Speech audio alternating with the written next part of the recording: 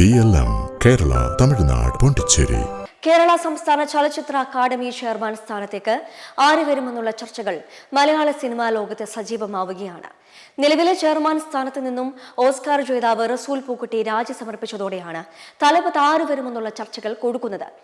ചലച്ചിത്ര നാടക പ്രവർത്തകനായ ജോയി മാത്യു, നടന്മാരായ ജഗദീഷ്, പ്രേംകുമാർ, സലീം കുമാർ, നടി പ്രിയങ്ക നായർ തുടങ്ങിയവരുടെ പേരുകളാണ് ഈ സ്ഥാനത്തേക്ക് പ്രധാനമായും പരിഗണനയിലുള്ളത്. ചെയർമാൻ സ്ഥാനത്തേക്ക് പരിഗണിക്കപ്പെടുന്നത് അഭിമാനകരമാണെന്നും എന്നാൽ അഭിനയിച്ച് കൊതി തീർന്നിട്ടില്ലെന്നുമാണ് ഇത് സംബന്ധിച്ച ചർച്ചകൾ സൂചിപ്പിച്ചപ്പോൾ ജഗദീഷ് പ്രതികരിച്ചത്. സർക്കാർ ആവശ്യപ്പെട്ടാൽ സ്ഥാനം ഏറ്റെടുക്കുമെന്നാണ് ജോയി മാത്യു പറഞ്ഞത്.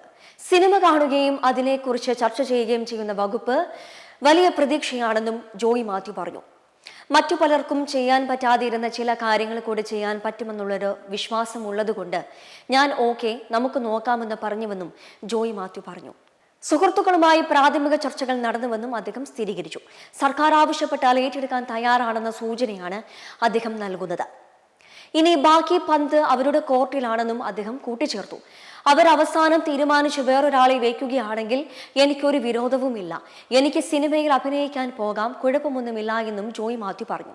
ചലച്ചിത്ര അക്കാദമിയുടെ തലപ്പത്തേക്ക് ആര് വരുമെന്നുള്ള ചർച്ചകൾ സജീവമായിരിക്കുന്ന പശ്ചാത്തലത്തിലാണ് ജോയി മാത്യുവിന്റെ ഈ പ്രതികരണം. സംസ്ഥാനത്ത് ഭരണം മാറിയ പശ്ചാത്തലത്തിലാണ് ചലച്ചിത്ര അക്കാദമിയുടെ തലപ്പത്ത് നിന്നുള്ള റസൂൽ പൂക്കുട്ടിയുടെ ഈ നാടകീയമായ പടിയിറക്കം. പുതിയതായി അധികാരമേറ്റ UDF സർക്കാർ റസൂലിനോട് പദവിയിൽ തുടരാൻ ആവശ്യപ്പെടുകയോ യാതൊരുവിധ നിർദ്ദേശങ്ങൾ നൽകുകയോ ചെയ്തിരുന്നില്ല. ഇതേ തുടർന്ന് ഭരണം മാറുമ്പോൾ രാഷ്ട്രീയ നിയമനങ്ങൾ രാജിവെക്കുന്ന രീതി പിന്തുടർന്ന് അദ്ദേഹം പടിയിറങ്ങുകയായിരുന്നു.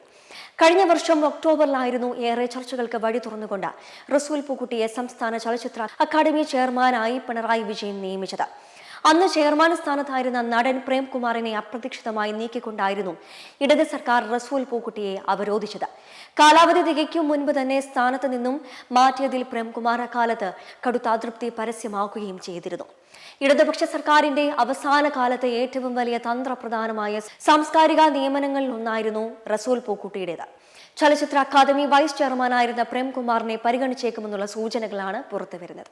മെമ്പർമാരുടെ നിക്ഷേപങ്ങൾക്ക് ഉയർന്ന ലാഭവിഹിതം നൽകുന്ന കേന്ദ്ര സർക്കാർ സഹകരണ registered society Bharat Lajna multi state housing cooperative society limited.